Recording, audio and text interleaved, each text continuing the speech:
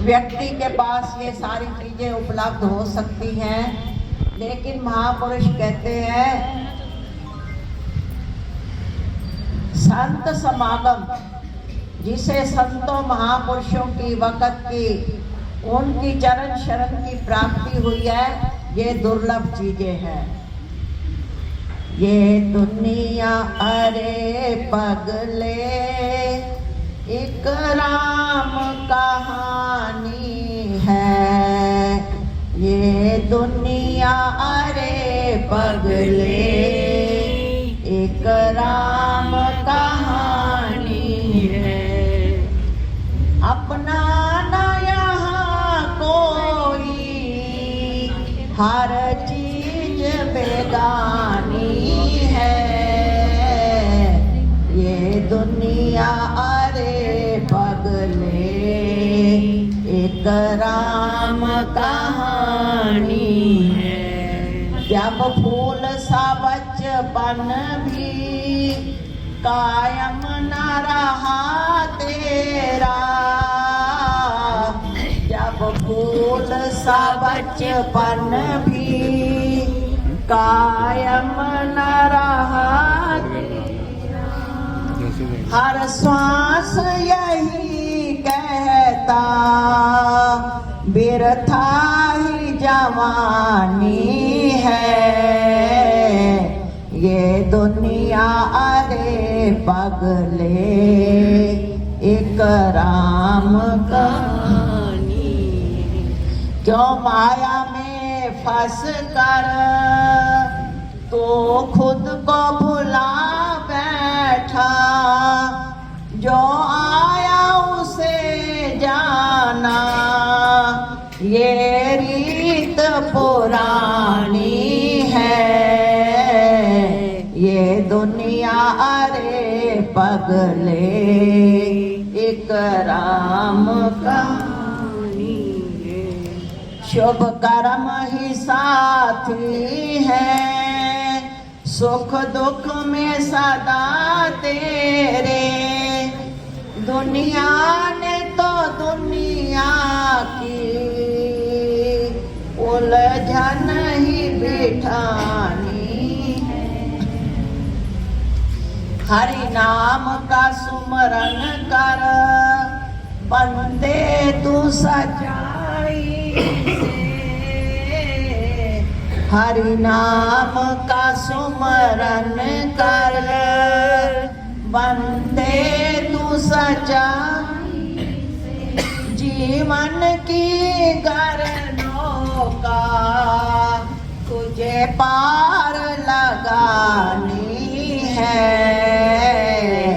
ये दुनिया अरे पगले एक राम कहानी है। शुरुआत में मैंने कहा शोक सभा के साथ हम इसको सोच सभा,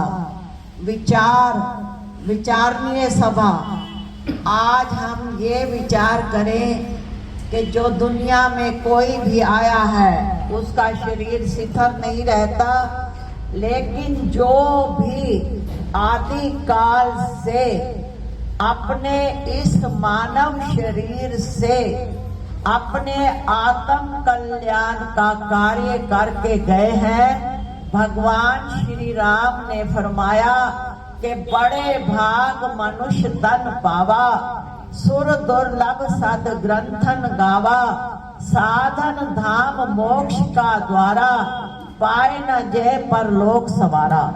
सो पर तर दुख पावही, सिर धुन धुन पछताए, काल ही कर्म ही ईश्वर ही मिथ्या दोष लगाए।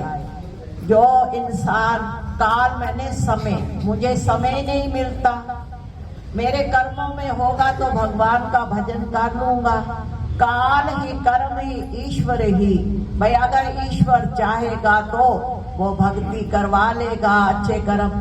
अरे संसार के लिए भी जब हमको मेहनत करनी पड़ती है, वो कार्य करना पड़ता है, समय लगाना पड़ता है, तो तभी हमें उस कर्म का फल मिलता है।